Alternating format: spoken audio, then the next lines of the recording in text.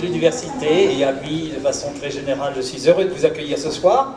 Voilà une bonne petite assemblée et je crois que vous ne regretterez pas cette soirée car vous pourrez joindre l'utile à l'agréable. Et l'agréable, c'est justement la petite communauté que nous formons là. Donc ce soir, notre invité est Olivier Fontaine-Kermarec. N'oublions pas le second nom Kermarec. Originaire de Normandie, comme son nom Kermarec l'indique, n'est-ce pas? Voilà. Alors vous allez dire, ah oui, c'est un vrai réunionnais puisqu'il s'appelle Fontaine. Eh bien oui, justement, il se trouve que c'est son côté normand qui lui a donné ce nom-là, avec justement le nom du grand-père et de la grand-mère que vous allez découvrir dans un court instant. En tout cas, nous voilà donc en voyage vers l'île de Tromelin. Et si je parlais de caractère agréable, ce qui va être dit ce soir le sera peut-être un peu moins, mais rassurons-nous, nous ne sommes pas des naufragés, et surtout nous apprendrons comment, en situation périlleuse comme celle-là, nous pourrons nous en sortir. Car Olivier est également l'auteur d'un ouvrage sorti en 2016, si je ne me trompe, qui était le Manuel des naufragés. Alors donc, toutes sortes de bons conseils lorsqu'on se trouve sur une île déserte avec son livre préféré, celui-ci. Et comment survivre, voilà la question.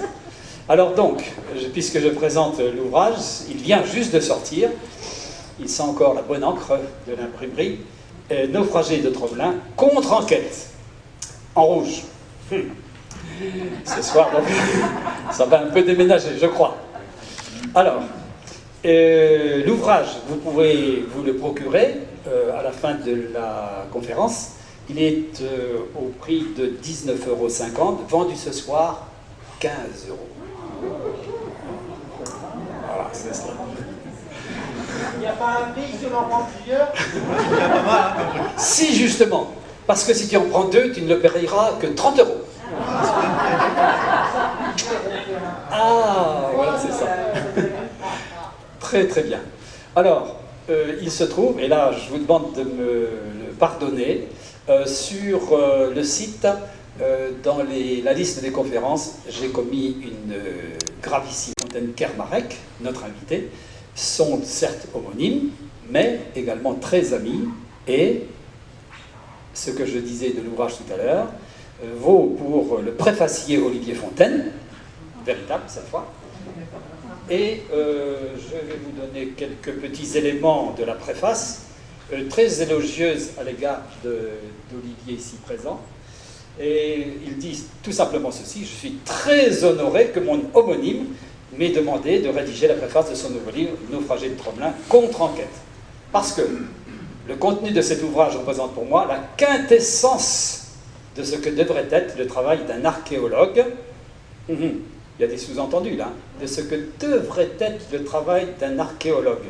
Or, vous savez qu'il y a eu des missions envoyées d'archéologues voilà, sur Tromelin. Il en sera question ce soir. Hormis celui de la fouille, proprement dit, et plus généralement de toute personne qui prétend faire œuvre d'histoire. Je n'irai pas plus loin. C'est une contre-enquête.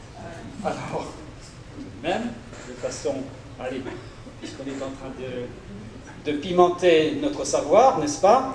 Il dit, Olivier Fontaine, je parle, du docteur en histoire, une question se pose. Comment une opération archéologique effectuée sur plusieurs années à grand renfort de budget public, avec des moyens considérables et la coopération de l'INRAP et de l'UNESCO, a-t-elle pu produire des résultats si peu conformes à ce qu'on serait en droit d'attendre d'une mission qui se voulait scientifique?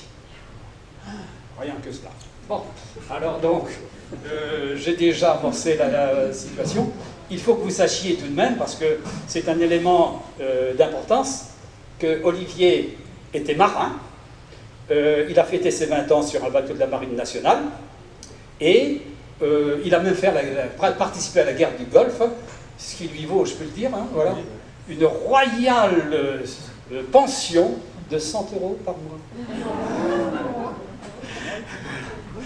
Donc ça lui a permis évidemment de voyager tout de même de par le monde et de prendre goût à la mer, et il s'est intéressé plus particulièrement justement en tant que... Pardon, j'ai oublié de préciser, avant de parler de son intérêt. Il est également formateur SSO, c'est-à-dire Ship Security Officer, c'est-à-dire cette personne, en tant qu'officier, qui se charge de la sécurité sur les bateaux. Et donc, je disais, le fait d'avoir été marin lui a permis de naviguer dans le monde entier, et en particulier, il s'est beaucoup intéressé aux îles et aux naufrages qui se sont produits sur ces îles-là.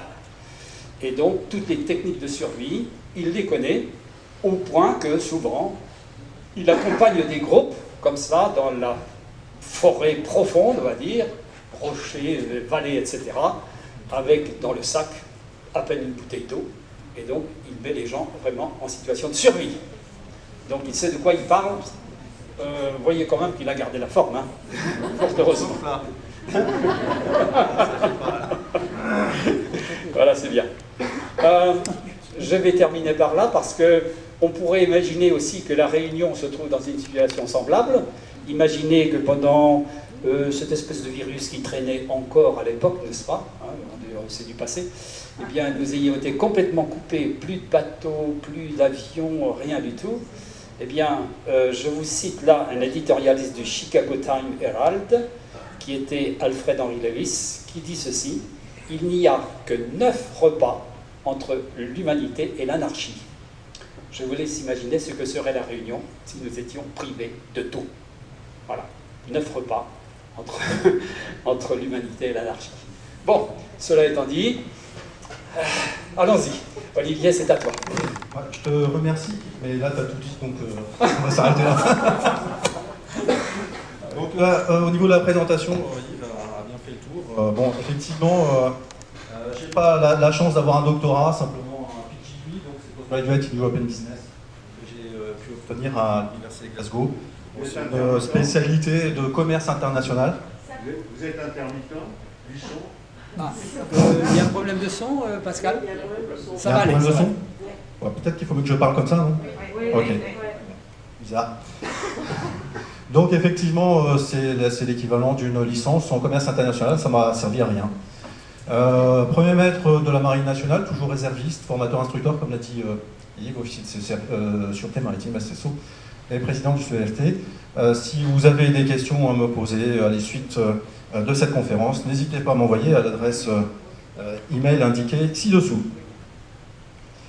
Donc, auteur effectivement du nouvel ouvrage qui est présenté ici aussi.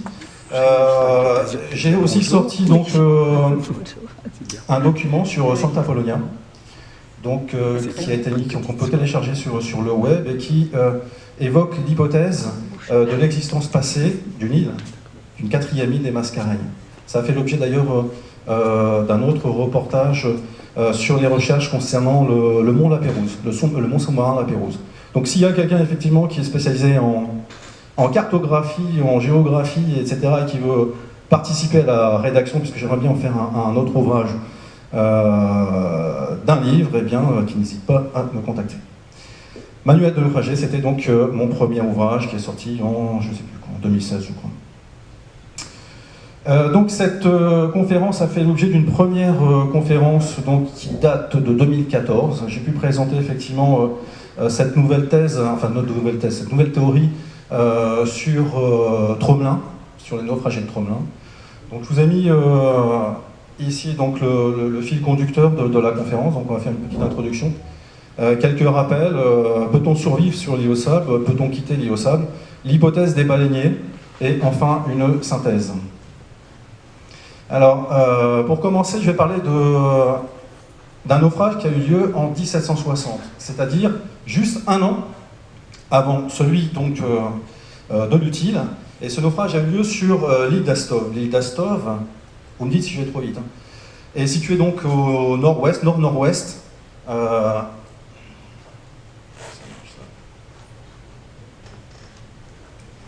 au nord-nord-ouest, elle est là, nord-nord-ouest du Cap d'Ambre de Madagascar, environ à 200 km. Donc c'est un îlot aride qui ressemble étrangement à Tromelin, un peu plus grand donc en superficie, en surface, mais qui dispose en fait d'un lagon intérieur, ce qui réduit considérablement sa surface. Il y a eu donc un naufrage à cette époque d'une frégate portugaise qui s'appelait Dom Royal. Et cette frégate a fait naufrage avec 300 captifs à bord. Donc les captifs ont été, curieusement aussi, abandonnés par l'équipage. Et on a retrouvé certains d'entre eux, certains des captifs, en 1796. Donc ils ont survécu sur cet îlot pendant 36 ans. Ce qui fait qu'effectivement, Tromelin n'est pas un cas unique. Alors j'ai bien précisé aussi que l'histoire du Dôme Royal a peut-être été aussi confondue. Condorcet est le premier à avoir fait la confusion concernant l'amalgame entre les naufragés du Thil et les naufragés de la Dôme Royal. Donc un an plus tard, c'est-à-dire en 1761, c'est au tour de l'Utile de faire naufrage sur l'île aux Sables. Alors je préfère l'île aux Sables que Tromelin parce que Tromelin, le lieutenant au vaisseau Tromelin, n'est pas quelqu'un que je porte tout à fait dans mon cœur. 17 matelots et un officier et un noir de la marine. Alors il n'y a pas effectivement d'ambiguïté sur le terme noir de la marine, on est bien d'accord. Périssent, 120 marins et 80 captifs sont saufs. Je précise bien selon les versions, on va voir qu'effectivement il y a une autre version qui remet tout en cause. 3 mois après, donc l'équipage rejoint Full Point sur une petite embarcation, une prame, hein, c'est quelque chose avec un très faible tirant d'eau. Les Malgaches sont donc délaissés sur l'îlot. Un premier radeau donc, quitte l'îlot en 1764 avec à bord 18 naufragés. En 1775, donc, c'est un côtre, la Sauterelle, va essayer à son tour de sauver les naufragés. Elle va échouer dans sa tentative. Donc c'était je crois que c'était le lieutenant de vaisseau Lanoué qui commandait à l'époque ce bâtiment. Et elle délaisse à son tour un marin sur l'îlot. Donc ce marin va se retrouver avec des Malgaches et il décide mi-1776, c'est-à-dire au moment où la fenêtre d'embarquement est la plus favorable, c'est-à-dire pour profiter des alisés, il décide de s'embarquer donc avec 6 naufragés malgaches. On dit qu'il s'agit de 3 couples, je suis pas sûr, c'est à vérifier. Et il décide de regagner donc Madagascar. Quelques mois plus tard, donc c'est au tour de la corvette La Dauphine d'arriver sur l'îlot. Le lieutenant de vaisseau Tromelin va réussir dans sa tentative de les sauver. Il a eu de la chance, on va dire, puisqu'il a bénéficié d'un temps hyper clément et il a pu aborder l'îlot sans problème. Et l'histoire nous dit qu'il va sauver 7 femmes et un enfant de 8 mois. Alors je précise encore, selon les versions. Alors, il y a eu d'autres naufrages qui peuvent expliquer beaucoup de choses sur l'îlot. Il y a déjà effectivement des débris de vaisseaux qui sont évoqués par Kérodic, celui qui a écrit, on va dire, les mémoires, le journal de bord de l'Utile. Donc, en arrivant effectivement sur l'îlot Tromelin, ils s'aperçoivent qu'il y a des vestiges et des restes de bateaux, ce qui laisse supposer qu'il y avait déjà eu un naufrage préalable. En 1814, c'est au tour du schooner Eugénie de faire naufrage sur l'îlot. Puis c'est enfin en 1817, on aperçoit donc 5 naufragés sur l'île aux Sables. C'est effectivement évoqué dans l'histoire de Robert Surcouf, écrite par le capitaine de corvette Charles Cunard en 1842. Le 26 novembre 1867, c'est au tour de l'Attira Amand de faire naufrage donc, sur l'îlot. C'était évoqué dans les annales du sauvetage maritime, entre autres. Et effectivement, il était aussi évoqué, j'ai écrit référence mais j'ai oublié de la noter, l'existence d'une épave qui daterait de la fin du 19e siècle, donc appelée l'épave du Sud puisqu'elle se situe au sud. Donc on constate qu'effectivement, le naufrage de l'Utile n'est pas le seul. Souvent est évoqué celui de l'Attira Amand, mais très peu en ce qui concerne les autres naufrages. Je vais pas trop vite, ça va ? Alors, deuxième chapitre, peut-on vivre sur l'île aux Sables? Alors effectivement, pour survivre plutôt que vivre sur l'île aux Sables, il va y avoir des éléments qui seront nécessaires à cette survie. Le premier élément, c'est donc l'eau, élément vital à la survie. Hein. Donc sur Tromelin, on évalue les besoins en eau d'un individu entre 1,2 litre et 2,2 litres par jour. On parle d'eau douce, pas d'eau saumâtre. Donc il en faudra beaucoup plus, à mon avis, ou bien plus. En 1100 mm par an de précipitations, dont 50% de janvier à mars. Alors, 1100 mm par an, ça correspond aux précipitations à Saint-Leu, environ. On va obtenir de l'eau aussi avec l'alimentation. Les poissons qui seront pêchés vont fournir, selon les variétés, entre 50% et 80% d'eau douce. Les végétaux, pour le peu qu'il y ait sur l'îlot Tromelin, 90% d'eau constituent donc effectivement les végétaux. Et enfin, les puits. Alors le ou les puits, on ne sait pas trop en fait, hein, qui sont présents au nord et au sud. Plus au sud, selon l'abbé Rochon, qu'il écrit en 1801, mais c'est de l'eau saumâtre. Donc, alors on ne connaît pas effectivement le pourcentage, est-ce que c'est du 50-50 eau de mer ou eau douce, on ne sait pas. Et elle se trouve à 5 mètres de profondeur. Donc là, moyenne des précipitations. Alors l'eau, effectivement, en sous-sol, celle qui va être obtenue en creusant un puits. Alors il a été évoqué par Guéroult dans un reportage intitulé L'utile, 1761, esclave oublié, que c'est la filtration de l'eau de mer à travers le corail qui a donné de l'eau douce. C'est totalement faux. Hein. Le corail ne filtre pas du tout l'eau de mer pour en faire de l'eau douce. En fait, c'est le principe qui est évoqué ici même. Donc les précipitations vont intégrer le sol donc de l'îlot et constituer une nappe phréatique qui va se retrouver au-dessus de l'eau de mer qui sera passée en infiltration. L'eau douce étant plus légère que l'eau de mer, elle sera toujours au-dessus. Ça va varier effectivement, cette quantité d'eau va varier en fonction des précipitations, la perméabilité du sol, la marée, mais aussi la surface totale de l'îlot. Alors plus on va aller effectivement chercher l'eau en profondeur, et plus elle va être salée. Ce qu'ignoraient peut-être à l'époque les naufragés. S'ils s'étaient contentés de prendre vraiment en surface, ils auraient peut-être pu obtenir de l'eau douce plutôt que de l'eau saumâtre. Le deuxième élément, donc effectivement, c'est le feu. Donc, briquet silex malgache, alors ça, c'est KPK, c'était pris en photo au musée ethnographique de Tanin. Donc, c'est un type haute terre et côte orientale. Première version, les esclaves ont entretenu le feu pendant 15 ans. Deuxième version, la découverte de silex, de pistolets et de briquets sur l'île au sable expliquerait la présence du feu pendant 15 ans. Est-ce qu'on peut légitimement penser que ces malgaches ne savaient pas faire du feu? Je pense qu'ils savaient en faire bien avant nous, puisqu'ils utilisaient déjà des méthodes ancestrales. Le premier, c'est, alors je ne sais pas, Lengi, comment on dit?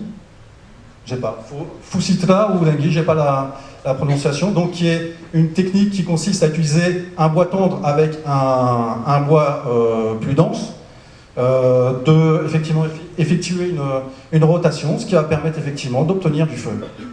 Cette méthode est ancestrale, donc, et ils ont une autre technique plus élaborée qui est celle de l'arc à friction. Faucitraf, je ne sais pas comment on dit, et qui permet aussi de faire du feu. Donc déjà à la base, si on en revient à la première technique, c'est-à-dire celle-ci, les Malgaches n'avaient vraiment pas besoin des Français pour faire du feu. Hein, on ne leur a rien apporté, ils savaient déjà faire ça bien avant nous, peut-être bien en tout cas. Alors, l'eau, le feu, et ensuite, effectivement, il y a la partie alimentation. Alors, est-ce qu'on peut se nourrir sur l'îlot Tromelin? Bien oui, très facilement, puisque déjà, De Kérodic l'évoque dans son journal de bord en 1761. Donc, l'île de Sable, suivant la carte, elle est habitée par des oiseaux. Nous y mangeons par jour 6000 œufs frais, comme ceux des poules, et ces golettes noires, un matelot a mangé en un repas 12 goélettes et 64 œufs gros comme ceux des poules. Autant dire qu'il vivait dans un élevage de volailles. Donc ça revient à poser la question aussi, est-ce qu'en vivant dans un élevage de volailles, on va s'embêter à aller à la pêche? Je ne pense pas.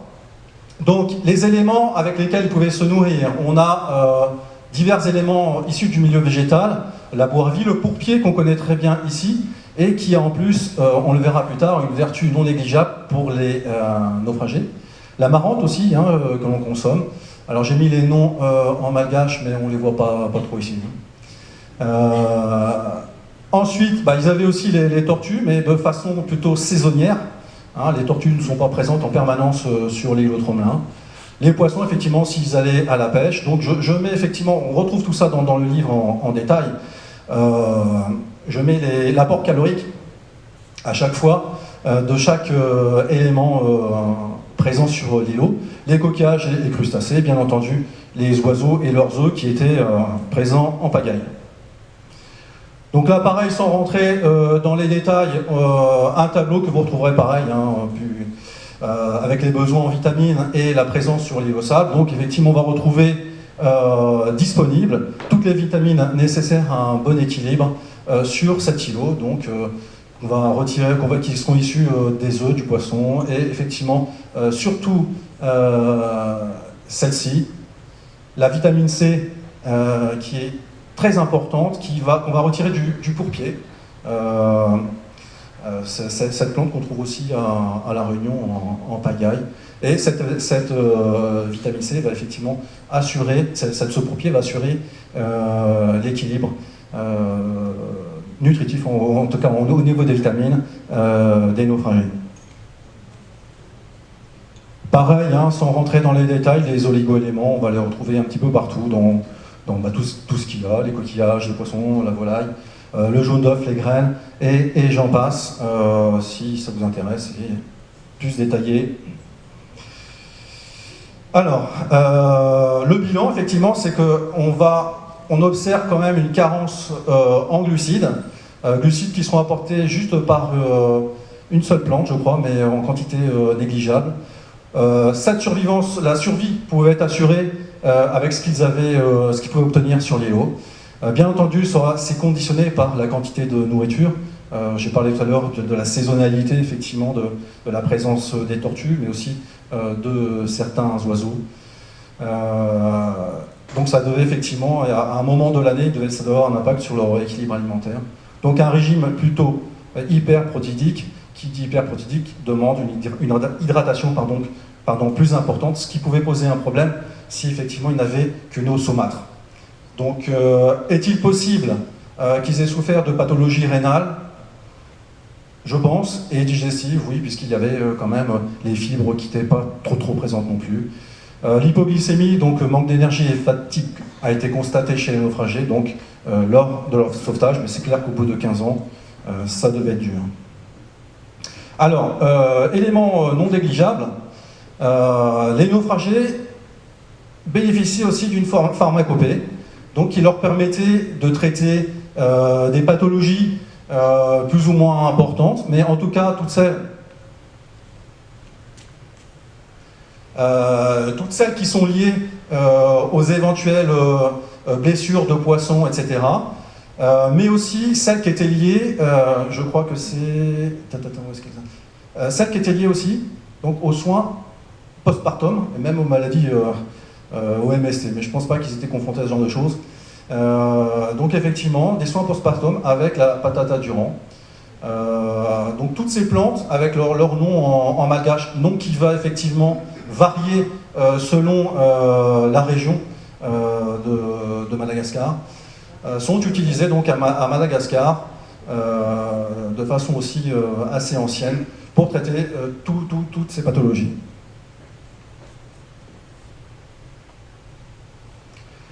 Donc les besoins alimentaires en situation de survie, bon ça va varier. Kalman, qui est un spécialiste, nous dit que 500 kcal d'hydrates de carbone permettraient de survivre. Le seul problème, c'est que les hydrates de carbone étaient assez peu représentés sur l'îlot. Pour Blomgren, il suffit de 320 calories par jour, ce qui permet de maintenir une condition physique et mentale, sans faire d'efforts, bien entendu, et en climat tempéré, ce qui n'est pas tout à fait le cas de l'îlot. Donc pendant effectivement la première période de régime, on va dire, on va puiser sur les réserves de graisse, et une fois par contre que ces réserves auront disparu, on entrera à ce moment-là dans la phase de famine, et ensuite celle de la mort.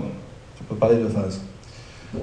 Quatrième élément, et non des moindres, l'abri. Donc on a vu, on avait de l'eau, on avait du feu, au moins on avait la technique pour en fabriquer, on a aussi de quoi s'alimenter. Maintenant, le quatrième élément, effectivement, c'est l'abri, s'abriter.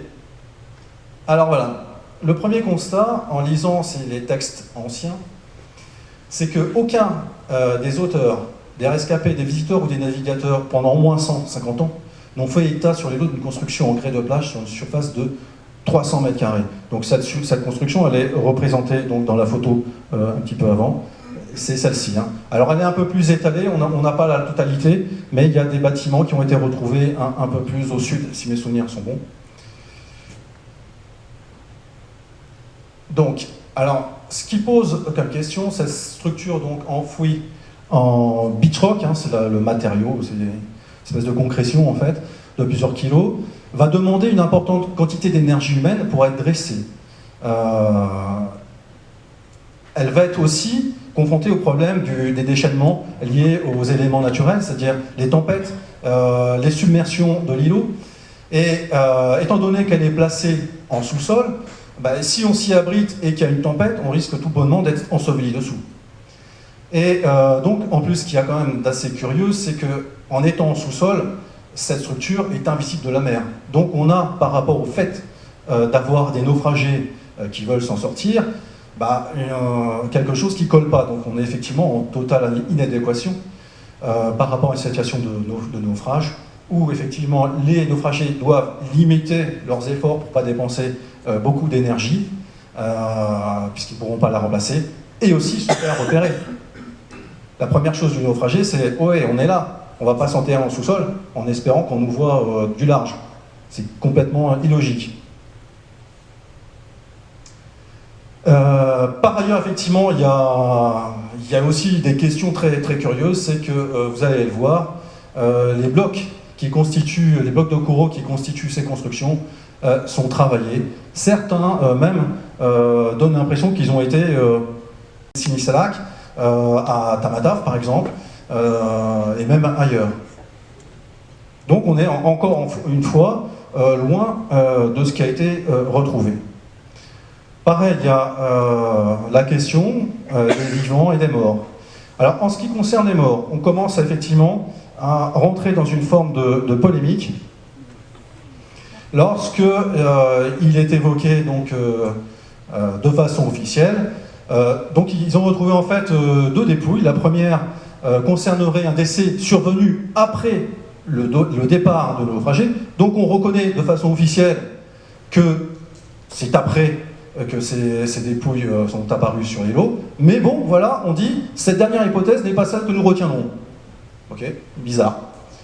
Alors vous avez les références hein, qui sont indiquées, si vous retrouverez tout ça dans l'ouvrage. Pour la seconde, nous avons du mal à comprendre la présence de restes humains aussi près des lieux d'habitation, ce qui semble contraire aux pratiques malgaches. Tout à fait d'accord, effectivement, ils n'enterrent pas leurs morts juste à côté de leur maison. Hein. Donc voilà que sur la version officielle, la première dépouille est postérieure au naufrage et les deux confirment des pratiques funéraires qui sont en contradiction, on le répète, avec les coutumes malgaches. Mais effectivement, il faut impérativement admettre que ces dépouilles proviennent de l'utile. Alors pourquoi? C'est une question qu'on se pose. Eh bien voilà, selon Mick Nash, qui est donc un éminent archéologue naval australien, spécialisé effectivement dans tout ce qui est naufrage au XVIIIe, voire même au XVIIe, pour lui, dans le cas de décès liés au camp des survivants, la preuve archéologique irréfutable réside dans les sépultures des victimes. Pas de cadavre égale pas de preuve. De plus, curieusement, en ce qui concerne nos naufragés, nos dépouilles retrouvées sur l'îlot, eh bien, il n'y a aucune analyse au carbone 14 qui a été faite. Alors, je ne sais plus pourquoi, ils ont sorti un truc, bon, bref. Non seulement, effectivement, il y a ce doute, mais on apprend aussi dans les ouvrages que le navire Harpy, qui est intervenu, effectivement, en 1814 pour sauver les naufragés de l'Eugénie, au cours du sauvetage, donc on découvre que le maître et un matelot appartenant effectivement au navire Harpy se sont noyés lors d'un retournement de bateau. Donc 2 hommes qui se noient à côté de Tromelin après le naufrage. Deuxième cas, effectivement, en 1817, je ne sais pas si vous le voyez ici. Donc effectivement, ça c'est tiré de l'ouvrage de Charles Cunat, du capitaine de corvette Charles Cunat. Donc précise effectivement qu'il y a eu un sauvetage qui a été effectué donc 3 ans après le précédent sur l'îlot Tromelin. On sauva après bien des efforts les 5 malheureux abandonnés, mais la corvette perdit pendant l'opération, au milieu des brisants, un canot et 2 matelots. Encore 2 hommes perdus. On peut se poser des questions, effectivement, sur les dépouilles qui ont été retrouvées. Alors, les restes des 2 individus ont été trouvés, c'est ce qui est écrit selon la version des archéologues, les restes des 2 individus ont été trouvés dans le niveau de zone de déblai lié à la construction de la station météorologique et ne montrent aucune trace ni de violence ni de décharnement. S'agit-il des dépouilles mortelles des naufragés de l'Utile? Sans aucun doute. Voilà, c'est ce qui est écrit. Bon, ok, ben moi j'ai mis des doutes. Mais bon, a priori, comme c'est la version officielle, ben, on ne va pas la discuter. On va croire que c'est la bonne. On va estimer que c'est la bonne. Alors, je suis désolé, ça ne va pas beaucoup ressortir, mais là, effectivement, peut-être que je vais en parler après... Non, je vais en parler maintenant. Là, on va plutôt parler des vivants. Alors, les vivants, on nous a toujours dit que le capitaine, le deuxième vaisseau de Tromelin avait récupéré cette femme et un enfant. Eh bien, il s'avère que c'est peut-être pas la version exacte. Puisque Morel, qui est donc écrivain principal aux hôpitaux de Port-Louis à l'époque, où, comment s'appelle, la Dauphine et Tromelin est revenu avec les naufragés, nous déclare, alors c'est ici, alors enfin, le plus grand nombre y a péri de faim et de misère. Ce qu'il y a plus étonnant, c'est qu'ils étaient encore 5 noirs et 9 négresses quand la Dauphine les a été chercher, ramenés en ce port. Donc ça veut dire quoi? Ça veut dire qu'il est fort possible qu'il n'y ait pas eu, non pas 7 rescapés, mais 14 rescapés, c'est-à-dire 9 femmes et 4 hommes. Où sont passés les autres? On apprend aussi effectivement, et ça effectivement c'est évoqué, une de ces négresses est créole de l'endroit, ça veut dire qu'elle est déjà née sur l'îlot, et elle a un enfant d'1 an. Donc on a bien eu 3 générations sur l'îlot. Les premiers arrivants, leurs enfants, et même leurs petits-enfants. 3 générations, peut-on supposer qu'il y a eu beaucoup plus de monde sur l'îlot. Alors, deuxième étape, on a vu qu'on pouvait survivre sur l'îlot Tromelin sans problème. Maintenant, est-ce qu'on peut quitter l'îlot sur un radeau? Alors oui, effectivement, on a beaucoup d'éléments qui vont dans ce sens. Le premier élément, c'est le courant sud-équatorial, CSE. Donc je passe les détails. Son maximum est atteint, peut dépasser 36 km par jour. Comme les alizés se séparent à l'approche de Madagascar, en 2 branches. On va voir ça sur le schéma qui est juste après. Donc on a effectivement l'îlot qui est ici. On a les courants qui sont ici. Et les courants nous montrent effectivement qu'ils vont entre le Cap d'Ambre, oui, et puis le Cap Maswala, si mes souvenirs sont bons, ici même. Donc si on part effectivement de cet endroit et qu'on compte que sur les courants, on va se déplacer comme ça. Mais il n'y a pas que les courants. On a aussi, bien entendu, les vents, dont le fameux alizé, qui a effectivement une direction est-sud-est, qui va encore pousser le radeau vers la côte est, nord-est de Madagascar.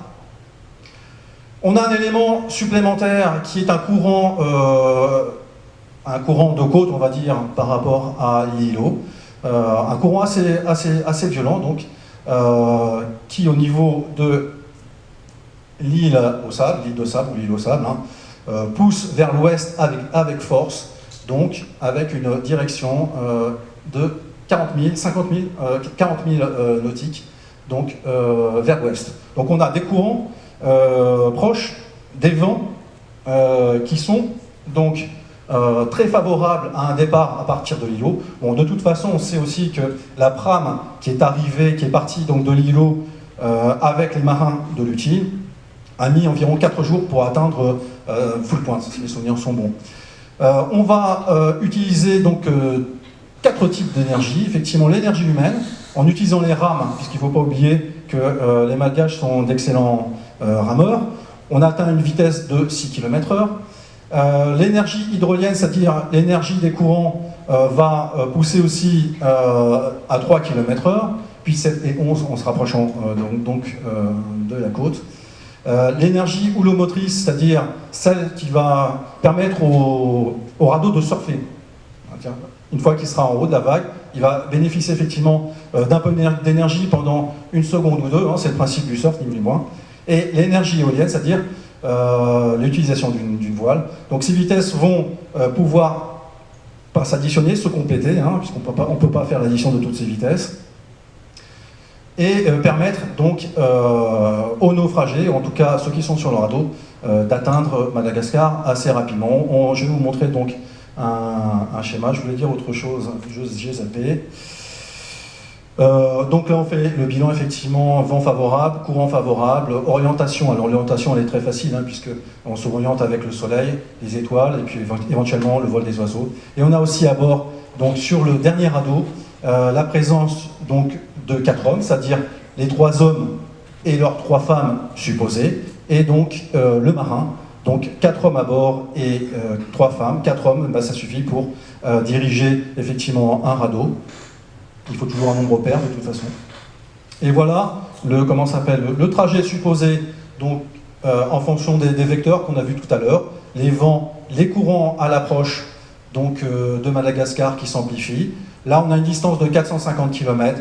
Le trajet du radeau, en fonction de tous ces vecteurs, a dû être celui-ci. Donc, ils ont dû effectivement atterrir ou accoster Madagascar entre ces 2 régions, enfin ces deux zones.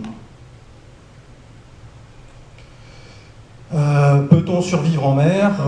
Oui. À mon avis, sur une période de 5 jours, c'est pas du tout problématique.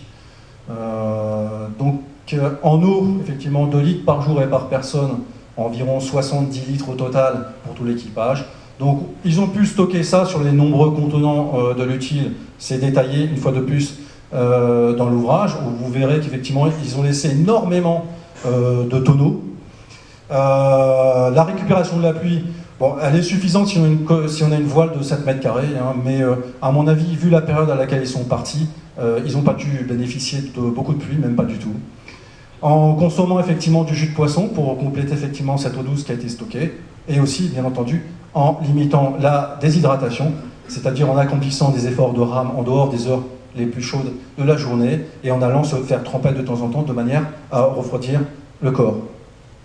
Alors pour info, espérance de vie en zone tropicale, sans eau, est estimée à 2 à 5 jours. Alors l'alimentation, effectivement, elle est moins vitale que l'eau.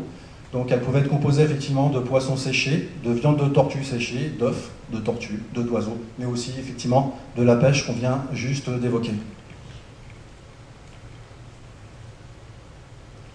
L'orientation, on l'a évoqué déjà, vent dominant, orientation solaire. Et ensuite, à vue environ, on pouvait s'orienter à 50 voire 70 km de la côte si effectivement le temps était dégagé. Alors je ne sais pas si effectivement les Malgaches ont une tradition de navigation stellaire comme c'est le cas en Polynésie. Ils pouvaient aussi se fier effectivement au vol des oiseaux, qu'ils soient hauturiers ou côtiers. Alors de qui était composé l'ultime équipage? On en a parlé. Alors,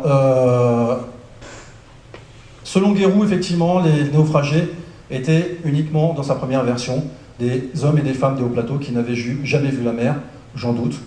Ralisson, lui, qui est professeur d'histoire à Tana, dit que parmi les objets qui ont été retrouvés lors des fouilles à Tromelin, on aurait plutôt les captifs ont été embarqués sur Full Point, qui est la zone ethnique des Bécimissarak, mais il pourrait aussi avoir une origine mixte, puisqu'on sait qu'il y avait beaucoup de guerres ethniques. Il y a toujours eu beaucoup de guerres ethniques, malheureusement, à Madagascar. Alors, des marins hors pair, effectivement, les Bessi-Messac, ou alors ceux qui sont sur la côte est, on va dire nord-est de Madagascar. Bon, les Bessi-Messac, donc c'est Piolet qui écrit ça en 1895. Les Bessi-Messac sont extrêmement pareils, sont essentiellement rebelles à toute idée de culture ou d'industrie. Désolé, Rolina, hein, c'est pas moi qui l'écris. Tu feras pas la tête. Mais par contre, on apprend effectivement que les plus vaillants s'adonnent à la pêche et font des marins assez habiles, en particulier ceux de Sainte-Marie, qui vont être engagés, directement engagés, donc pas comme esclaves, mais comme marins, à bord des navires, soit de commerce, mais aussi de la Royale, où ils sont réputés pour être de fort bons matelots. On les appelle les Noirs de la Marine, et il y en avait un à bord d'ailleurs de l'Utile qui était tanneur, si mes souvenirs sont bons, et qui a péri malheureusement noyé. Alors là, on a effectivement une représentation des pêcheurs de Mahombe, toujours pareil, hein, zone ethnique Bessi-Messac. Donc ce sont des gens qui affrontent des conditions de mer. Donc ça, c'est une photo que j'ai prise il y a 4 ou 5 ans, maintenant ça passe. Donc ces marins vont sur des coques, hein, c'est vraiment des morceaux de bois, avec des voiles qui sont comment ça s'appelle, en toile de, je sais pas quoi, pas de jute, mais sac de riz, on va dire, plutôt. Et ils vont à la pêche au large de Mahombe ou bien de Foule-Pointe, de jour comme de nuit, avec sans GPS, bien entendu, sans moteur, et à la seule force de la rame et occasionnellement de la voile. Donc, on a effectivement affaire à des sacrés matelots. Alors, à bord, indépendamment des 6 malgaches, on avait effectivement le matelot délaissé du côtre La Sauterelle. Donc on revient dessus, il a été délaissé sur l'île en tentant de sauver les naufragés. Donc là c'est pareil, on reviendra dessus tout à l'heure. Donc en tant que marin, il savait qu'il fallait environ 5 ou 6 jours pour atteindre Madagascar dans ce sens-là, en bénéficiant des courants et puis effectivement du vent, qui était hyper favorable. Effectivement, si on n'a pas eu de nouvelles après leur accostage, bah, c'est tout à fait normal, on verra pourquoi tout à l'heure. Ce que je regrette effectivement, c'est qu'on oubliait le nom de ce simple matelot, hein, qui a vécu avec les Malgaches comme un naufragé et qui a tout fait pour en sortir, pour sortir avec ses camarades de naufrage, au moins une partie d'entre eux de l'îlot. Et j'estime, moi, en tant que marin, que plus que de Tromelin, je pense que c'est un des véritables héros de l'histoire. D'ailleurs, je lui ai dédié mon livre. Alors, est-ce qu'il y a eu des précédents transits entre Tromelin et puis Madagascar? On le suppose. Mais on sait, par contre, qu'il y en a eu énormément entre La Réunion et puis Madagascar. Donc on a effectivement l'anecdote du marron qui s'appelait Manuel, donc qui a pris un canot et qui a décidé de regagner Madagascar à partir de La Réunion. Il y est arrivé, la seule chose c'est qu'il s'est fait recapturer là-bas et on l'a renvoyé donc à La Réunion où il a retrouvé sa position d'esclave malheureusement. On a aussi une légende, alors je ne sais pas si vous en avez entendu parler, c'est cet individu qu'on appelle la Bigorne, qui est devenu ensuite l'époux d'ailleurs, l'époux d'une princesse. Lui c'est pareil, il a séduit une femme d'officier à La Réunion. Bon, il a appris qu'il avait un contrat sur la tête, puisque effectivement quand on était homme du rang, séduire une femme d'officier, ça le faisait pas trop. Ça le fait pas trop d'ailleurs toujours. Et lui c'est pareil, il a atteint donc Sainte-Marie en partant de La Réunion et à la rame ou à la voile. On a aussi un exemple beaucoup plus récent, donc qui est cette barque. Je crois que c'est un médecin qui a fait ce transit, un médecin de Saint-Leu, qui a décidé avec un compagnon de faire La Réunion Sainte-Marie à la rame. Ils ont effectivement réussi en 8 jours. Et ils ont atteint donc Sainte-Marie au bout de 750 km, simplement à la rame. Donc on voit effectivement aussi cette direction qui est un peu similaire à celle que j'ai évoquée tout à l'heure. Donc si on la transpose, effectivement, on va arriver dans la zone qu'on a évoquée en premier lieu pour les naufragés de Tromelin. Alors, confirmation de survivance.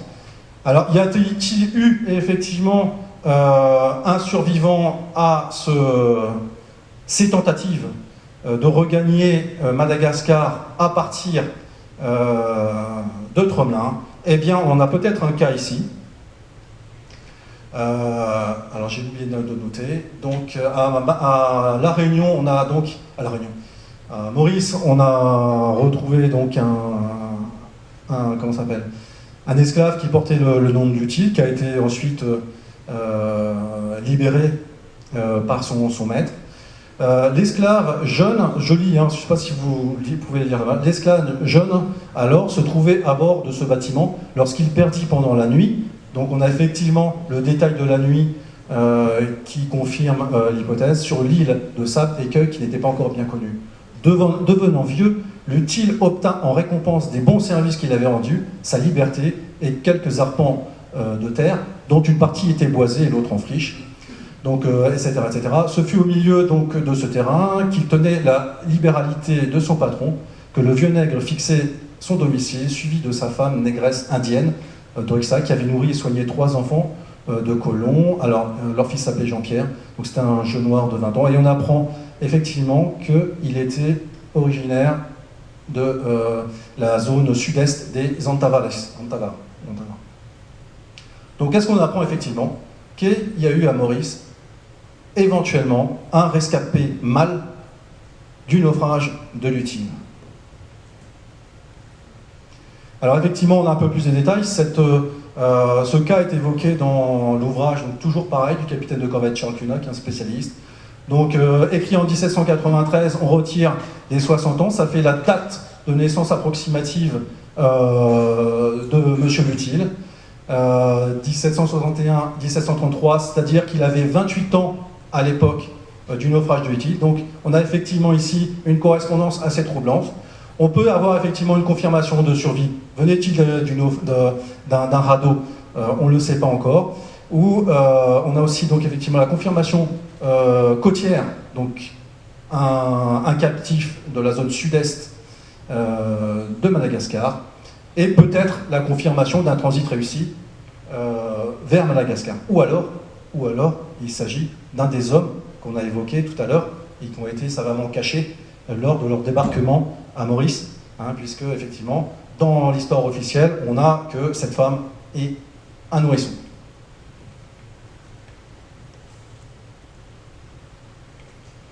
Alors, 2 hypothèses de survie en ce qui concerne nos captifs. Soit les captifs malgaches ont regagné leur île natale par leurs propres moyens, c'est-à-dire par les radeaux, grâce aux conditions qu'on a vues tout à l'heure qui étaient hyper favorables. Quant à ceux qui sont restés, ils l'ont fait de façon délibérée, soit parce qu'ils avaient un manque de courage, ils ne voulaient pas prendre la mer, peut-être qu'effectivement ils étaient issus des hauts plateaux, mais en plus ils étaient finalement pas si mal que ça à l'île aux Sables, puisqu'ils étaient libres, et qu'ils savaient qu'en retournant à Madagascar, ils pouvaient, comme on l'a vu avec l'esclave Manuel, se faire attraper, et puis renvoyer de nouveau, voire tuer, s'ils étaient de nouveau capturés. Alors, on a vu effectivement le premier cas, le premier chapitre qui évoquait l'idée d'une possibilité de survie. Effectivement, on peut survivre sur l'île aux Sables. Est-ce qu'on pouvait quitter l'île aux Sables? Oui, sans aucun problème. Maintenant, lors de mes recherches, je suis tombé quand même sur des éléments qui ont confirmé les doutes que j'avais à l'origine, à savoir, est-ce que les vestiges que l'on a retrouvés avaient bien pour origine les captifs malgaches. Et en cherchant bien, c'est dommage, ça ne ressort pas. Je me suis aperçu qu'au milieu du 19e siècle, on a eu énormément de baleiniers, de chasseurs de baleines, qui sont arrivés dans nos eaux. Alors là, on a une carte, effectivement, de 1828, qui a été rééditée et corrigée en 1846. On ne voit pas très bien, effectivement, là, ce que ça donne. Bon, elle est similaire, sauf qu'on a ici un petit encart, petite cartouche. On va l'agrandir.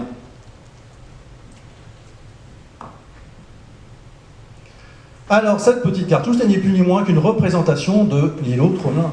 Et aux surprises, on s'aperçoit de quoi? C'est qu'il y a des constructions, des habitations, effectivement, au nord de l'îlot, qu'on retrouve ici en agrandissement. On retrouve bien effectivement les traces du naufrage ici, quelques siècles après, donc je pense bien que c'est utile. La zone d'accostage et la zone d'ancrage qui sont un peu plus haut. Alors, ça laisse supposer quoi? Ça laisse supposer qu'effectivement, entre 1826, édition de la première carte, et 1846, édition de la seconde, il s'est passé quelque chose, que l'îlot a été vraisemblablement occupé. Qui aurait pu occuper cet îlot à cette époque?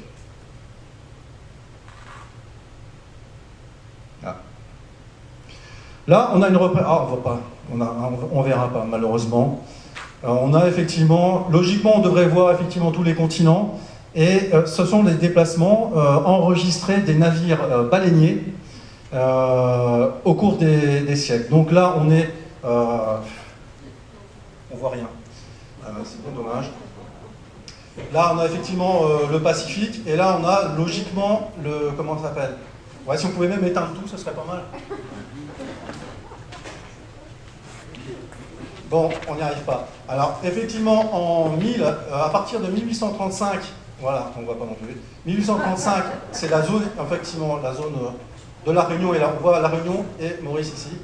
Et logiquement, on devrait voir aussi la côte ouest de Madagascar. Et on s'aperçoit, mais c'est pareil, vous pourrez le voir là, effectivement. Là, on s'aperçoit qu'il y a de la navigation dans la zone de l'îlot Tromelin. Malheureusement, c'est vraiment pas, je ne sais pas comment on pourrait faire. Alors, bon, indépendamment effectivement de cette animation, on constate que vers 1835, on a une activité de pêche au cachalot, précisément, dans la zone de Tromelin aussi dans le Pacifique. Et cette pêche au cachalot est liée à une technologie bien particulière, qui est celle des baleiniers.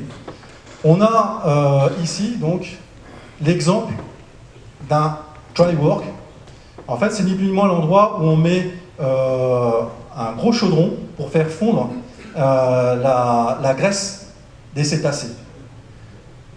Cette structure a été retrouvée donc, dans le Pacifique, en Nouvelle-Zélande, et celle-ci a été retrouvée sur l'îlot Tromelin.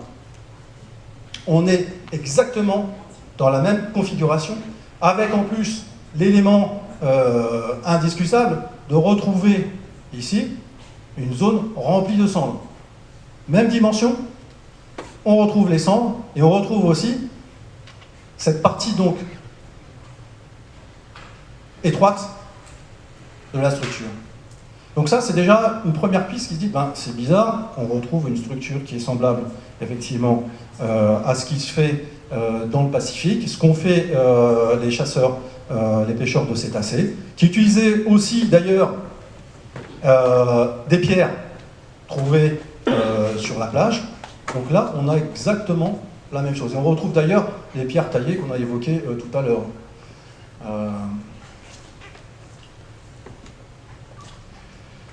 Alors, autre élément de la version officielle, la découverte la plus significative concerne une série de récipients en cuivre, 6 au total, de tailles différentes, qui portent l'empreinte du travail des esclaves malgaches. Alors, j'aime pas du tout le terme esclave, parce qu'ils n'avaient pas effectivement le statut d'esclave. Ils étaient captifs. Ils n'ont jamais été obligés effectivement d'effectuer des tâches pour des maîtres blancs. Ils ont été capturés à Madagascar, ils sont arrivés sur l'îlot comme captifs et non pas comme esclaves.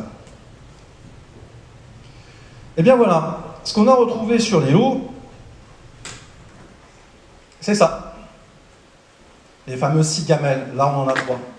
Et là, on retrouve des outils utilisés par les chasseurs de baleines pour mettre dans les tonneaux, en fait, l'huile récupérée sur les cétacés. L'apparence de cet objet, qui s'appelle le Copper Dipper, est exactement identique à celui qui a été retrouvé sur Tromelin. Avec en plus, à ce niveau-là, on voit le trou qui permet d'insérer le manche, enfin le support de manche, on va dire, du Copper Dipper. Donc ça, c'est ce qui a été retrouvé sur Tromelin et qui a été attribué au captifs malgaches. Bon, on peut déjà se poser des questions. On a effectivement ici un autre outil qui s'appelle le skimmer tool qui permet de récupérer l'espèce de mousse qui se forme lors de la combustion de l'huile de cétacés. Donc on récupère la mousse ici et puis les déchets pour les évacuer. Donc là, on a ça. Et qu'a-t-on retrouvé sur Tromelin? Exactement la même chose. C'est-à-dire, effectivement, ces fragments donc, de crépine qui sont ici représentés par, effectivement, c'est pareil, hein, c'est le même le skimmer tool en dimensions différentes, mais on a effectivement les mêmes éléments que là.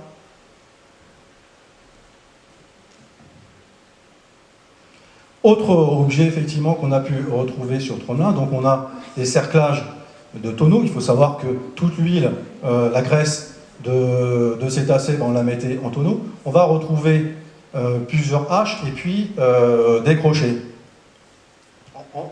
en nombre. Et là, effectivement, dans le matériel utilisé par l'appareillage utilisé par l'industrie de la pêche à la baleine, on va retrouver la hache qui est, comment dirais-je, très présente.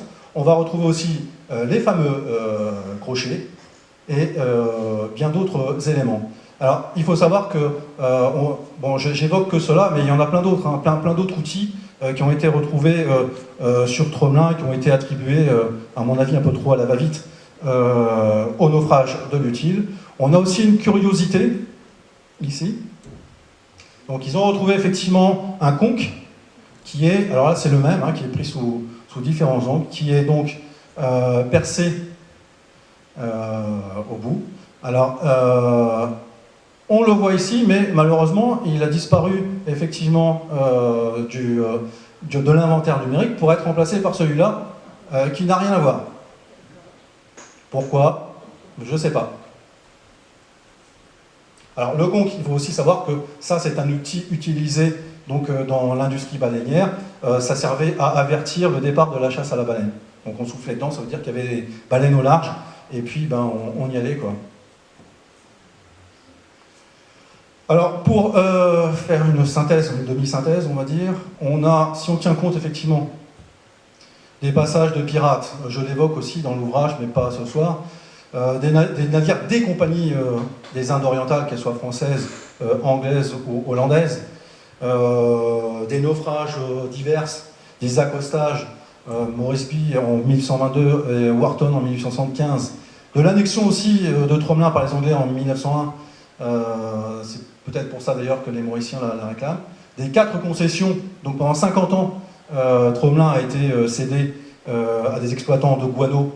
On pense que c'est guano, mais peut-être qu'ils ont cherché autre chose. De la construction d'une piste d'atterrissage, puis d'une station météo, des allers-retours donc de charters touristiques qui ont été organisés dans les années 80 par Réunion Air Service, et puis des nombreuses visites de techniciens de Météo France. Est-ce qu'on peut objectivement considérer que tous les artefacts, les ruines et les restes alimentaires retrouvés lors des fouilles sont liés au naufrage de l'Utile? C'est une question qu'on peut se poser. Non seulement ça, il apparaît effectivement qu'on a sur l'îlot des nombreux outils. Il y a d'autres choses, il y a aussi une quantité monstrueuse de balles de plomb, de fusils d'un calibre qui n'est pas du tout français et qui est carrément anachronique par rapport à l'époque du naufrage. On a aussi aucune certitude finalement sur les 2 tébouilles qui ont été exhumées et puis qu'on a attribuées à la va-vite à des naufragés de l'Utile. On a effectivement la possibilité d'une survivance d'un homme, le fameux Monsieur l'Utile, et puis on a aussi cette fameuse version du sauvetage, donc évoquée par Morel, hein. Morel qui était quand même l'écrivain officiel de l'hôpital de Saint-Louis. Donc c'est lui qui a dû accueillir les naufragés. Logiquement, hein, les naufragés qui arrivaient à Port-Louis, pardon, pas Saint-Louis, à Port-Louis devaient subir une visite médicale.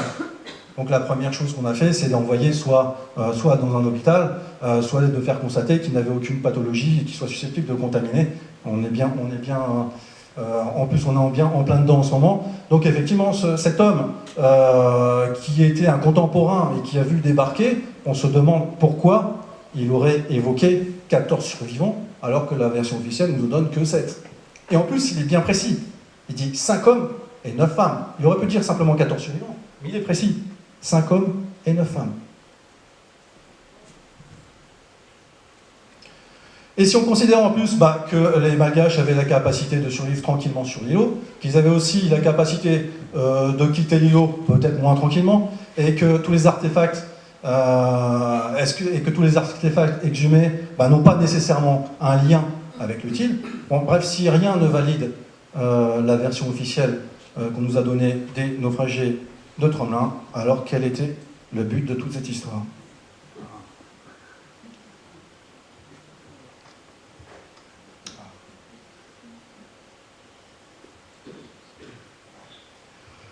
Alors la question, effectivement, peut-on légitimement penser que la version officielle des naufragés de Tromelin soit infondée? Avec tous les éléments qu'on a là, effectivement, on peut se poser des questions. Alors, est-ce que le drame de l'utile n'a pas servi, à l'époque, le politiquement correct et la bien-pensance? Est-ce qu'on n'a pas transformé cette histoire pour qu'elle réponde à ce genre de principe? On a effectivement, comme l'évoquait d'ailleurs, Olivier Fontaine, que j'ai contacté hier, regrette de ne pas être là. Il devait être là. Et à mon grand regret, effectivement, celui que j'estime comme mon maître en histoire, malheureusement n'est pas là. Donc j'en profite pour le saluer en public et devant tout le monde. Donc effectivement, les 4 campagnes de fouilles qui ont été largement subventionnées par l'UNESCO, par le conseil régional et le conseil départemental, forcément, quand on injecte un max de pognon, on veut des retours à la hauteur. Donc effectivement, est-ce qu'on n'a pas été influencé et puis qu'on n'a pas sorti une version UNESCO compatible, qui était l'UNESCO étant le premier sponsor, on va dire, à l'époque où effectivement il y avait ce projet, la route de l'esclave, pour une nouvelle approche de l'histoire, c'était le projet de l'UNESCO. Est-ce que ça tombait pas pile poil ? Est-ce qu'effectivement, on n'a pas substitué à la réalité historique un sensationnalisme saupoudré de manichéisme?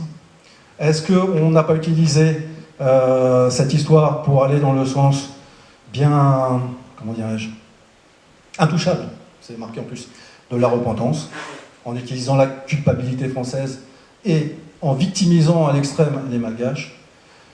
Est-ce qu'on n'a pas non plus donné une vision politiquement correcte de l'affaire, vision politiquement correcte qui a été reprise en cœur, sans controverse, hein. On n'a jamais entendu quelqu'un qui est allé dire « bah non, finalement, peut-être que vous vous trompez hein. », qui a été reprise par ceux que j'appelle les VIP de la culture et des médias. On peut se poser des questions, effectivement. Est-ce que ça a servi d'outil politico-médiatique? Alors je lis tout simplement: l'histoire des naufragés de l'utile, telle qu'elle a été présentée, a constitué une opportunité plutôt rentable au niveau idéologique pour tous ceux qui la sont appropriés. Alors il faut savoir qu'à l'époque, on avait à La Réunion ce projet de MCER.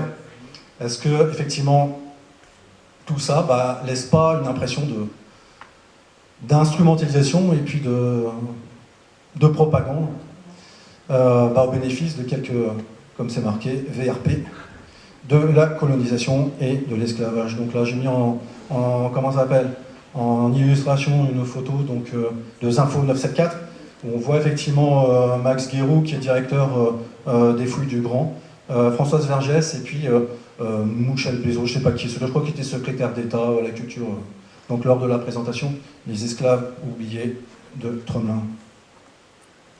Alors je vais terminer effectivement par cette phrase d'une écrivaine très connue et que j'affectionne, Fatou Diomé, qui dit « La rengaine sur la colonisation et l'esclavage est devenue un fonds de commerce ». Et je suis moi aussi persuadé de ces propos. Voilà, je termine par une belle photo de la cohésion. In cauda venenum, disaient les latins. Le venin dans la queue, n'est-ce pas? La conclusion. Bien, alors je suppose qu'un certain nombre de questions vous ont traversé l'esprit. Et maintenant, le débat est ouvert. Questions, etc. Voilà, qui ose? La première question. Qui ose gagne. Voilà. Ah, Ça vous a pas trop choqué, j'espère? Surtout la fin. bon, alors Dominique, à toi.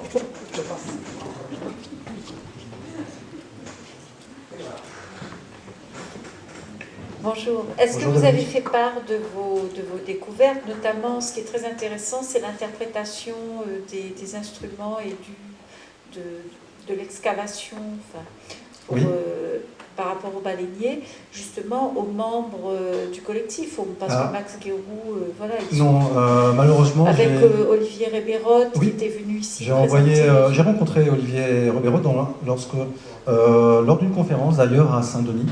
J'avais commencé à travailler sur ce sujet, mais en creusant moins et en travaillant moins la contre-enquête. Donc on avait eu l'opportunité de se rencontrer. Je lui ai envoyé plusieurs mails pour le revoir, mais sans suite, malheureusement. De la même manière que j'ai demandé aussi à pouvoir aller sur Tromelin, mais a priori, ça n'arrangeait pas certaines personnes. Donc je vais recommencer. Qui ose gagne.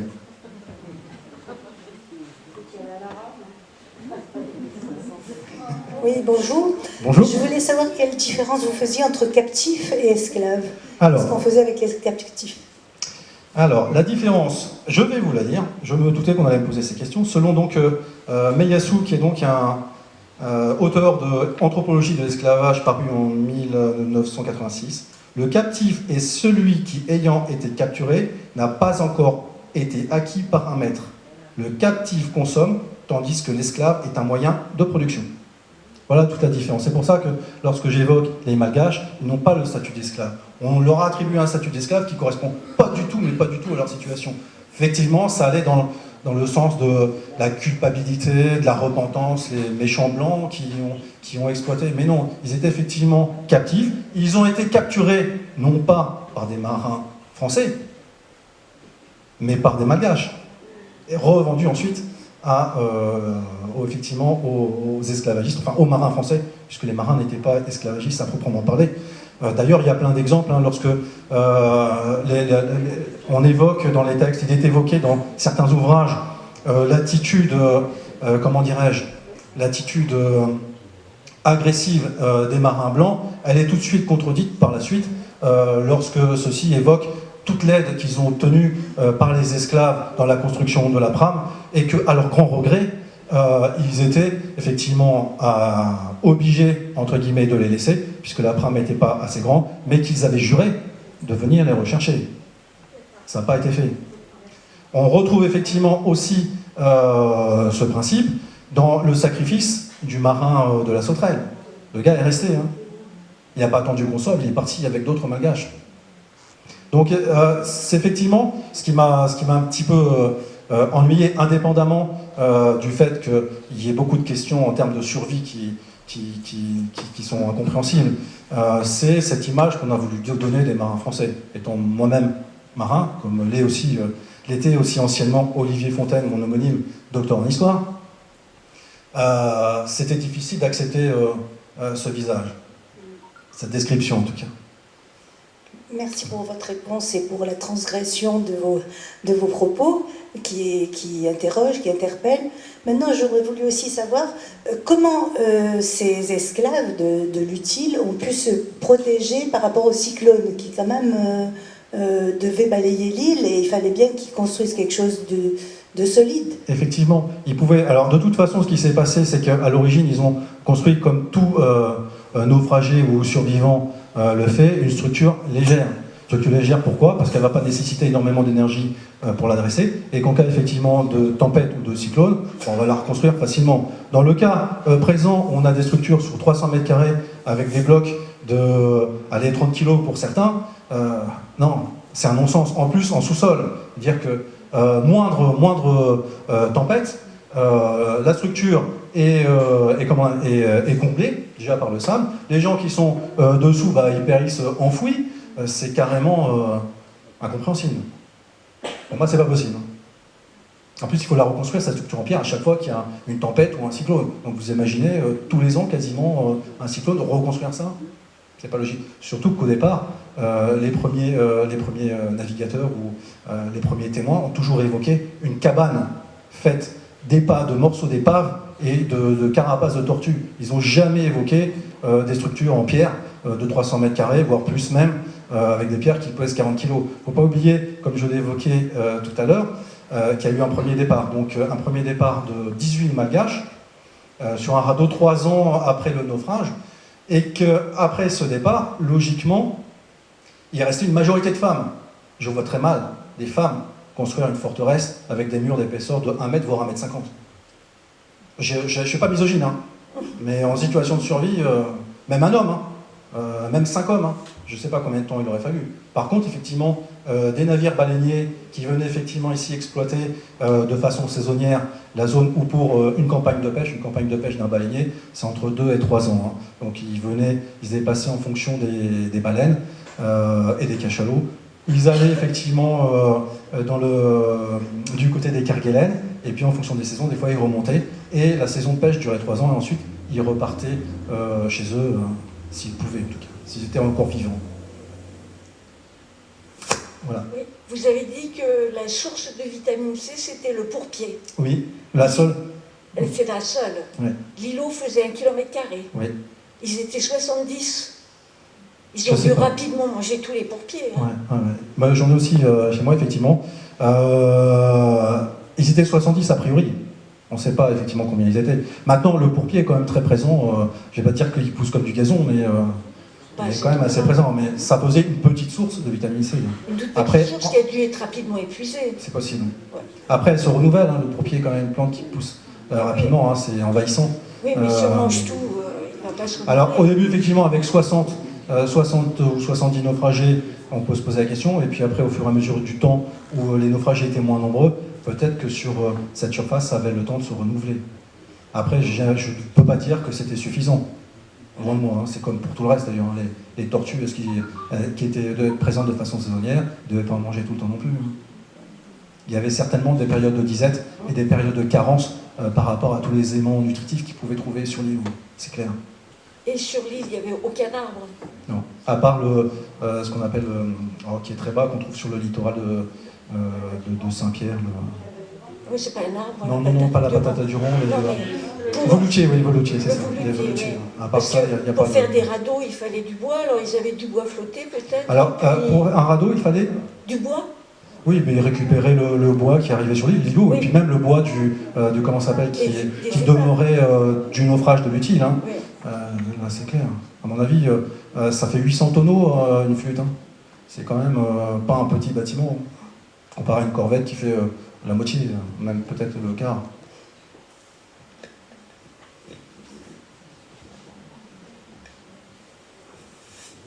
Oui. Pour les captifs, en fait, et une explication du naufrage apportée justement par l'interprétation de Guéroult et Ribérol, c'est qu'on sait que c'était une cargaison illégale. Le capitaine n'avait pas dans ses ordres de navigation, il n'avait pas pour objet de faire de la traite. Il s'est servi lui-même, en fait, il a voulu faire son petit trafic en missouk. Comme l'a fait, entre parenthèses, de Tromelin. Oui, beaucoup le faisaient. Ce qui explique d'ailleurs le petit nombre d'hommes par rapport à la capacité du bateau, parce qu'une vraie traite, on aurait eu beaucoup plus d'hommes.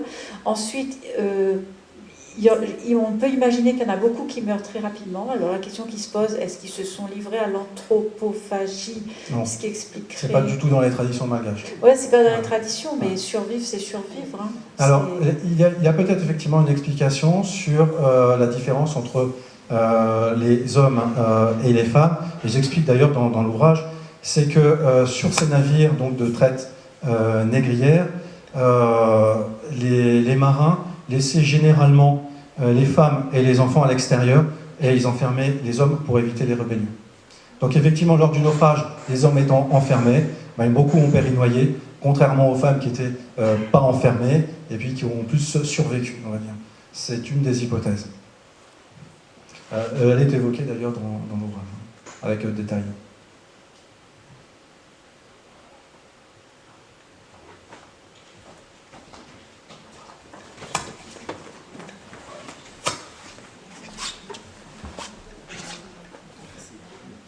j'ai pas bien compris comment des naufragés aient pu arriver à Port-Louis, sachant la position géographique de Maurice par rapport à Tromelin. Alors, quel naufragé? Vous avez dit que des 14 naufragés étaient arrivés à Port-Louis. Non, ça doit être un lapsus, les 14 naufragés. Oui, pas les naufragés qui ont pris le radeau. On parle des naufragés qui ont été récupérés par la Dauphine. Hein. Ah d'accord. Ah, oui. Oui, c'est la Dauphine, oui. C'était c'était effectivement ce qui est évoqué par Morel lorsqu'il a accueilli la Dauphine. Il a évoqué effectivement non pas 7 survivants, mais 14. Il ne s'agit pas du tout des naufragés. Maintenant, il est possible de faire Tromelin à Maurice à la voile. C'est ce qu'on fait d'ailleurs, ce qu'a fait une partie de l'équipage de la Tietraman. L'officier en second avait quitté effectivement Tromelin à bord d'un canot. Et ils ont, je ne sais pas au bout de combien de jours, enfin un bon paquet de jours, ils ont atteint Maurice. Et à ce moment-là, on donnait l'alerte et on est venu les récupérer. Mais non, en radeau, non, c'est pas possible. Non, en radeau, c'est pas possible. Puisque tu parles de la Dauphine, tout à l'heure, apparemment, tu nous as dit que tu ne portais pas vraiment dans ton cœur le chevalier Tromelin. Et donc, il y a des explications à cela? Oui, il y a une explication qui est très simple. Déjà, c'est quelqu'un qui a pratiqué la traite négrière. Rochon en parle d'ailleurs dans son ouvrage. Il le vend, je ne sais pas si c'est Rochon d'ailleurs. Il l'a pratiqué allègrement. En plus, cet individu a été qualifié par l'amiral de Suffren, le bailli de Suffren, de véritable lâche. C'est quelqu'un qui laissait aller les autres au combat plutôt que d'y aller lui-même. Donc lorsqu'on a affaire effectivement à un type pour effectivement effectuer son sauvetage, moi perso, j'ai du mal à accepter que cet îlot s'appelle de Tromelin.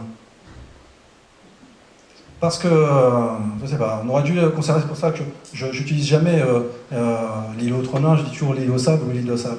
Parce que si on creuse bien l'individu, contrairement à son frère, qui a fait de gros travaux à l'île Maurice, lui, c'était pas un modèle. Hein. D'ailleurs, je crois que, si mes souvenirs sont bons, il avait été radié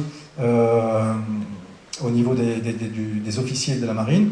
On lui avait suspendu sa retraite, et c'est lorsqu'il est mort que sa veuve a réclamé effectivement au roi, lequel je ne me souviens plus, de pouvoir récupérer sa retraite. Sinon, il était rayé des cadres de la marine nationale, de la royale, pardon. Donc, et aujourd'hui, qui s'appelle Tromelin, ça me gêne un peu. Peut-être qu'il aurait fallu l'appeler toujours l'île au sable ou Nossi Fasika, l'île de sable en malgache, je sais pas. Mais Tromelin, non, ça me gêne, oui. Bonsoir. En dehors de Tromelin, toutes ces îles qui l'entourent, est-ce qu'elles sont habitées aujourd'hui, occupées? Alors, actuellement. Les îles Tromelin, non, c'est pas occupé. Il y a de temps en temps comment ça s'appelle? Il y a des météos qui y vont. Europa, qui est plus dans le canal du Mozambique, il y a des activités militaires. Comment ça s'appelle? Les Glorieuses, c'est pareil. Il y a effectivement quelques militaires qui sont présents. J'ai eu l'opportunité d'aller faire une mission aux Glorieuses. C'est un paradis sur Terre. Le sable, c'est comme de la farine. Mais non, pour le reste, non, elles ne sont pas occupées en permanence, en tout cas, à ma connaissance. Merci.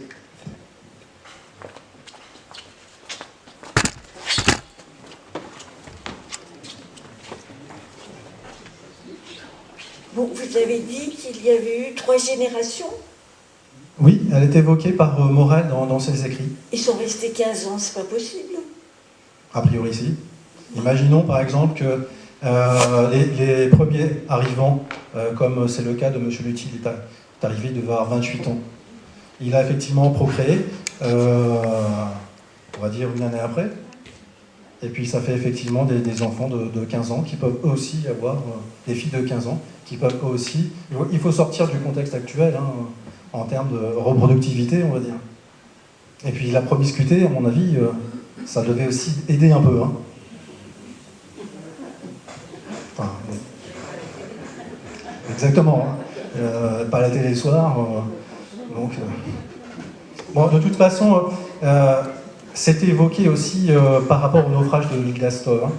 Donc, il y a eu effectivement beaucoup de effectivement 36 ans, c'est plus important, mais il y a eu plusieurs générations sur l'île d'Astove, vous pourrez le découvrir éventuellement. Mais oui, l'instinct naturel revient, hein, et puis voilà quoi. On a même attribué, alors je crois que c'est le baron de Zac qui a attribué la paternité de l'enfant récupéré par de Tromelin au marin de la Sauterelle. Mais j'ai des doutes, hein, parce qu'il est qualifié dans les écrits de négrillon, alors que normalement il aurait dû être qualifié de mulâtre. Il me semble. Combien d'années de recherche ont-elles été nécessaires pour arriver à tirer toutes ces conclusions? Alors la première version, effectivement, les premières questions, comme je l'ai évoqué, c'était en 2014. Mais là, c'est la rencontre avec Olivier Fontaine, il y a environ maintenant 1 an et demi, 2 ans, qui m'a poussé, il m'a dit, écoute, ce que tu as écrit, ce que tu as trouvé là, c'est quand même très intéressant. Je peux te dire en tant que historien, vas-y, tu devrais sortir un ouvrage là-dessus. Alors je dis, je ne suis pas, Olivier, je ne suis pas ni historien, ni archéologue. Oui, mais il me dit, mais tu as au moins t'as sans doute une part de vérité dans cette histoire qui paraît être un fake, en quelque sorte. Donc vas-y, et il me dit, je vais t'aider dans ces recherches, et puis je te ferai la préface de l'ouvrage.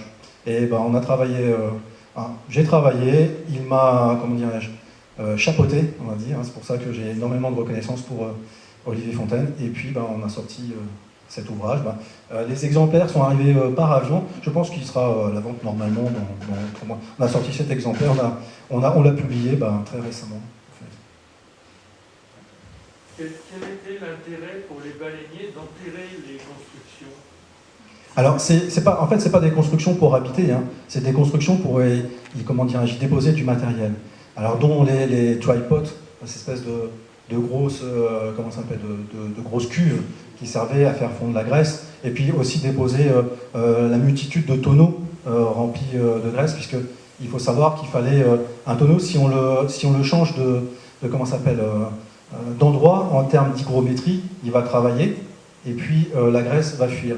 Donc il faut le conserver une fois qu'on a rempli avec de la graisse chaude, et puis le laisser refroidir dans des endroits adéquats. Sinon, si on le charge tout de suite, ou bien qu'on le perturbe au niveau du refroidissement, les lames de tonneau vont travailler, et puis on va perdre la graisse. Voilà. Après, ils ont peut-être stocké des armes, ils ont peut-être stocké d'autres matériels dans ces structures-là. Hein. Ils n'avaient pas besoin d'être vus, hein, de toute façon. Donc c'était une usine, ni plus ni moins. Une usine à huile de baleine, huile de cachalot plutôt d'ailleurs, huile de cachalot qu'ils ont construit sur place. Avec, à mon avis, effectivement, ce qu'on retrouve sur les différences entre les 2 quarts de 1826 et 1846, 2 constructions qui ont dû disparaître entre-temps. D'ailleurs, il y a des photos qui sont assez étranges, où on a vraiment des briques, hein, qui sont des briques de pierre, qui sont disposées, et on attribue ça au naufrage Amalgame, mais c'est une ineptie totale. Pour moi. Et pour Olivier Fontaine aussi, d'ailleurs. Pour les Olivier Fontaine.